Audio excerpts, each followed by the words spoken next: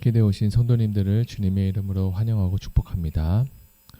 오늘은 에베소서 5장 15절에서 21절의 말씀을 가지고 지혜 있는 자처럼 이라는 제목으로 하나님 말씀을 나누겠습니다. 제가 먼저 성경 봉독해 드리겠습니다. 그런즉 너희가 어떻게 갈지를 자세히 주의하여 지혜 없는 자같이 하지 말고 오직 지혜 있는 자같이 하여 세월을 아끼라. 때가 악하니라. 그러므로 어리석은 자가 되지 말고 오직 주의 뜻이 무엇인지 이해하라. 술 취하지 말라. 이는 방탕한 것이니 오직 성령의 충만함을 받으라. 시와 찬송과 신령한 노래들로 서로 화답하며 너희의 마음으로 주께 노래하며 찬송하며 범사에 우리 주 예수 그리스도의 이름으로 항상 아버지 하나님께 감사하며 그리스도를 경외함으로 피차 복종하라. 아멘. 대부분의 사람들은 자신이 믿고 그리고 생각하는 대로 살아갑니다. 이러한 모습은 그리스도인도 예외가 아닐 텐데요. 그렇다면 예수를 믿고 풍성한 삶을 살기 위해 우리는 어떻게 하면 좋을까요? 그것은 바로 하나님의 말씀인 성경을 믿고 그 믿음대로 살아내는 것입니다. 교회 역사를 이렇게 쭉 살펴보면 교회가 믿는 것과 그리고 그 사는 것이 달라질 때 교회 안에서는 문제와 갈등이 일어났습니다. 그리스도인인 우리는 잘 믿어야겠지만 믿음대로 살아가는 것이 중요합니다. 그래서 오늘 에베소서 5장은 이렇게 말씀하고 있습니다. 먼저 15절 말씀입니다. 다 같이 읽겠습니다. 그런즉 너희가 어떻게 행할지를 자세히 주의하여 지혜 없는 자같이 하지 말고 오직 지혜 있는 자같이 하여. 말씀을 살펴보니까 어떻게 행할지를 두 가지로 제시합니다. 자세히 주의하여 그리고 지혜롭게 하라 라고 설명하고 있습니다. 그러므로 우리는 설교한 대로 살고 말씀대로 말씀을 읽는 대로 살아내야 합니다. 그것이 바로 하나님이 우리에게 주신 능력입니다. 하나님은 말씀을 믿고 행할 때 역사하시는 분입니다. 하나님의 일하심에는 원리가 있는데요. 그 원리는 성경에 분명히 기록하고 있습니다. 그래서 우리는 성경을 배우고 성경을 알아가며 성경대로 살고자 힘씁니다. 사도행전에도 이러한 가르침이 있는데 사도행전 17장 11절에 보면 베레아 사람들은 데살로니가 사람들보다 더 신사적이어서 간절한 마음으로 말씀을 받고 이것이 그러한가 하여 날마다 성경을 상고했다라고 합니다. 베레아 사람들에 대한 이야기가 나오는데 성경은 그들이 신사적이라고 말씀하고 있습니다. 이 뜻은 무엇일까요? 그들이 간절히 하나님의 말씀을 받아들였다라는 뜻입니다. 그리고 그들은 성경이 그러한가 하여 날마다 성경을 읽고 또 상고했습니다. 그래서 그들은 말씀에 충만한 지혜가 늘 있었습니다. 우리는 지혜가 있으면 어떤 일을 할 때에 지혜롭게 할 수 있고 지혜롭게 계획하며 시간을 잘 활용할 수 있습니다. 그렇다면 지혜는 어떻게 하면 생길 수 있을까? 성경이 말하는 지혜는 바로 성령께서 주신다라고 합니다. 17절과 18절에 보면 이러한 일을 하기 위해서는 17절 그러므로 어리석은 자가 되지 말고 오직 주의 뜻이 무엇인지를 이해하라. 술 취하지 말라. 이는 방탕한 것이니 오직 성령으로 충만함을 받으라. 어리석은 자가 되어서는 안 되는데 오직 주의 뜻이 무엇인지 이해하려면 술 취해서는 안 된다. 오직 성령으로 충만함을 받아야 한다라고 이야기합니다. 성령은 곧 지혜의 영인데요. 이사야 11장 2절에도 여호와의 영 곧 지혜와 총명의 영이요 지식과 모략과 재능의 영이요 지식과 여호와를 경외하는 영이다라고 합니다. 지혜가 있다면 같은 일을 해도 우선순위를 정하여서 지혜롭게 할 수 있습니다.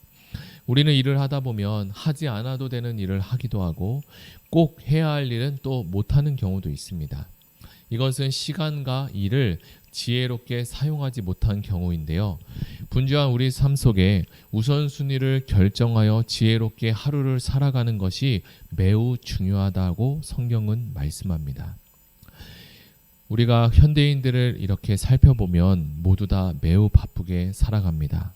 초등학생부터 대학생, 직장인에 이르기까지 모두 바쁘게 살아가죠.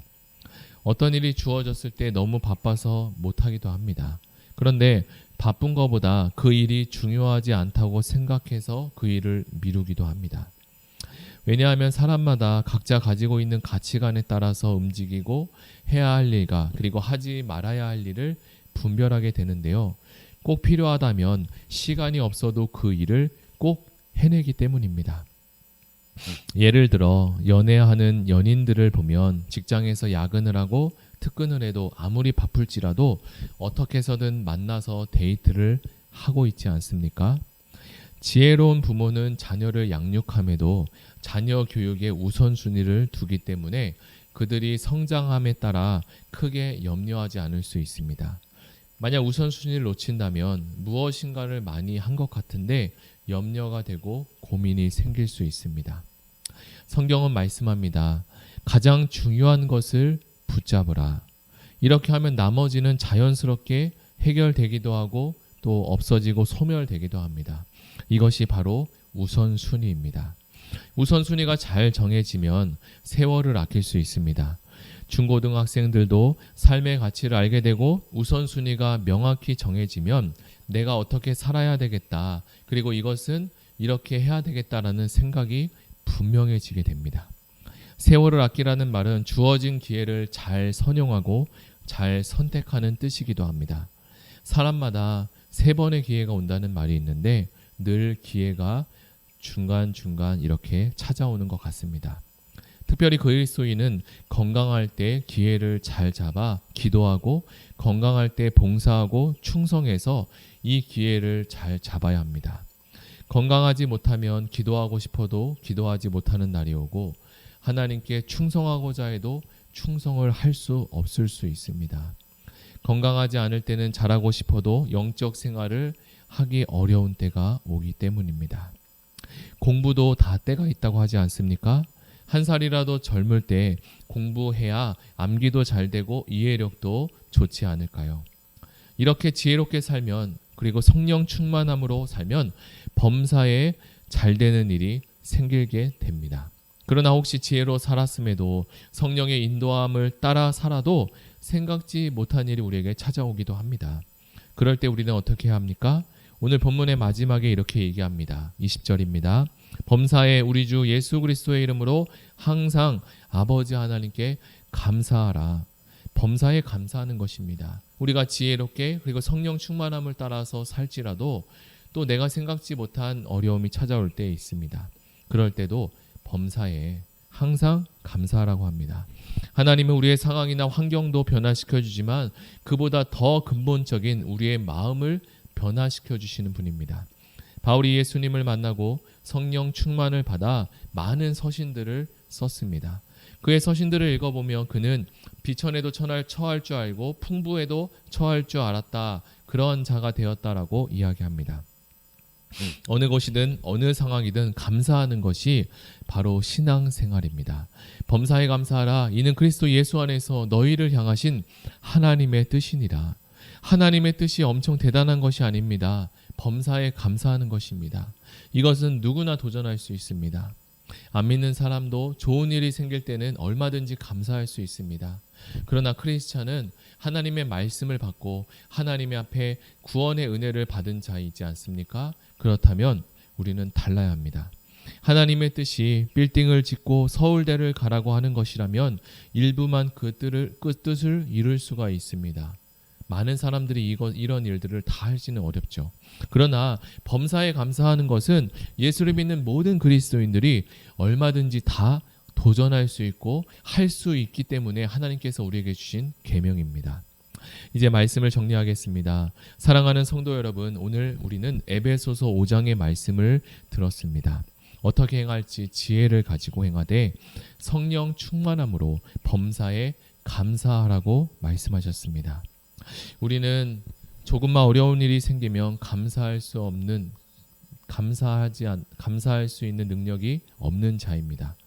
하나님께 기도하고 간구할 때 하나님은 우리에게 감사할 수 있는 마음과 우리에게 용기를 허락해 주신다고 말씀하십니다.